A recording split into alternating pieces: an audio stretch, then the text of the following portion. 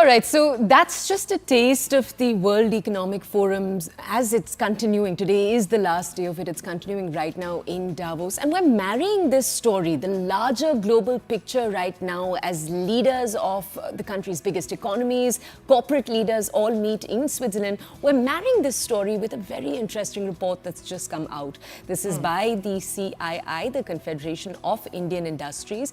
They've surveyed some of the country's biggest firms, and it's actually a survey that's going to play out through this next month too.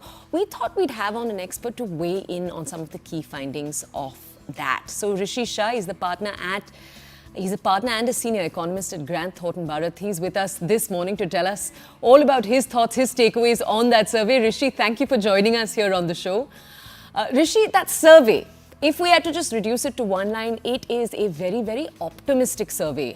It looks at A, the increase in wages, B, it looks at the increase in employment, and C, it takes both of those numbers and generally marries it with a general optimism, it seems, coming in from firms, that there will be an increase in investment around the entire country. What did you think of that optimism? I really think that's the big word coming out of that report. Thanks a lot. Very good morning to everyone, and thanks a lot for having me on board. So the survey does come across as overtly optimistic. I think we are, as a set of people, more optimistic than most of the world. That shows up in terms of the numbers also that we've seen over the last 1 year.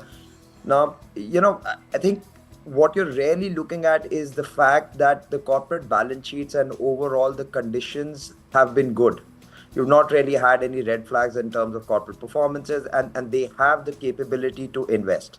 Now, the key point there becomes that when do you invest? The last, 5 to 6 months there have been some kind of uncertainties globally, and there was an expectation of the some kind of change at the US side of things as well. So, given that, I think people are generally hopeful that things will now be on the upswing with the government spending more when, things somewhat having settled on the global front. So I think that what you're really seeing there is optimism from those aspects reflecting in the survey. I see. But Rishi, can I bring in another perspective here?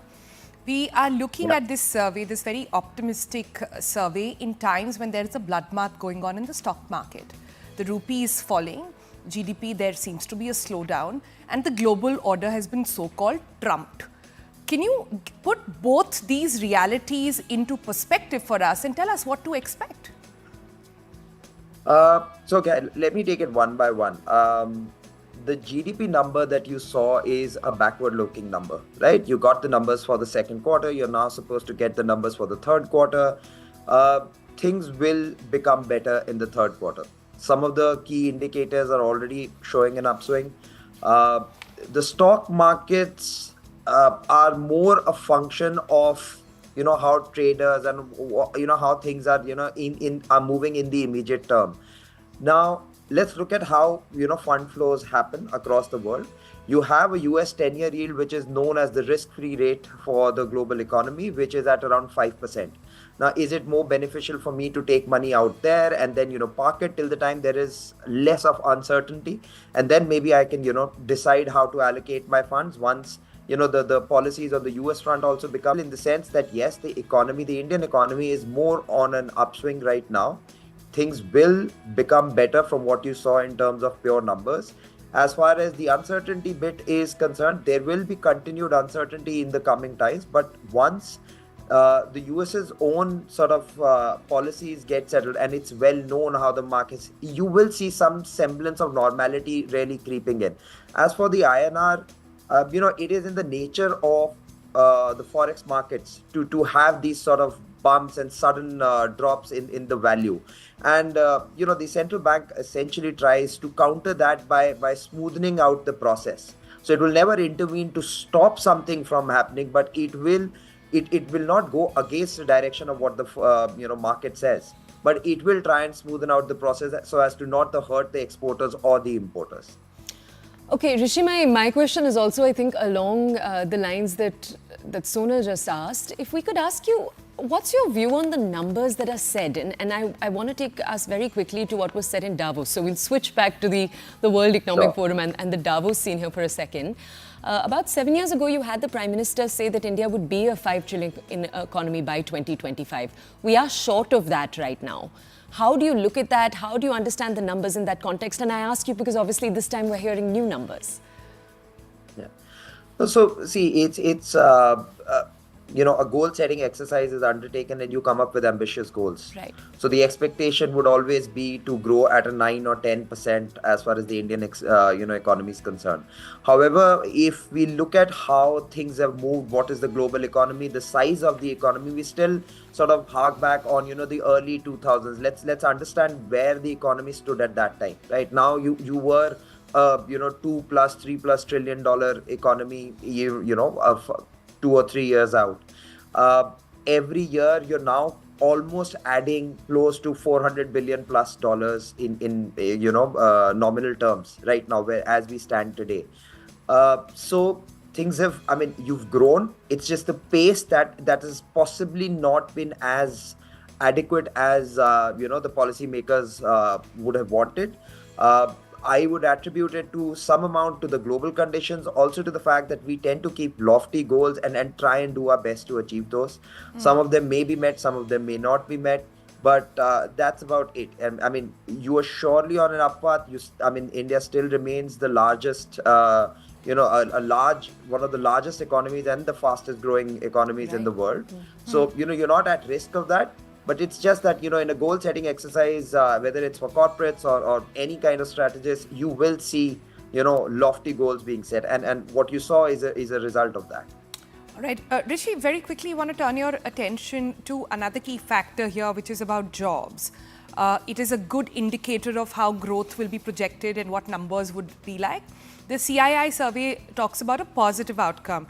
Could you give us sectors which could see these growth outcomes? Because again, looking world over, we are seeing a slowdown. So when we are talking about an upswing in jobs, which has anyways been sort of cited here in India, any particular sectors? That's a more directed call. It becomes difficult to immediately plan it out, but clearly construction and overall infrastructure will continue to do well.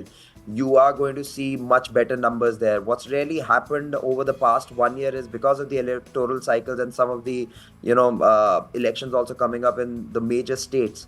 You saw a slowdown in capex in general. Those were also visible in the government's own numbers. When the government takes up that, so you're going to see much more employment on the infrastructure side. As far as when we look at on the manufacturing side, I think some of the more those things take time. I think that there is a lot to be done on that aspect, and the manufacturing base is still being created. We still need to iron out some of the issues in terms of the ease of doing business or the cost of doing business, and that I'll not really venture into those aspects.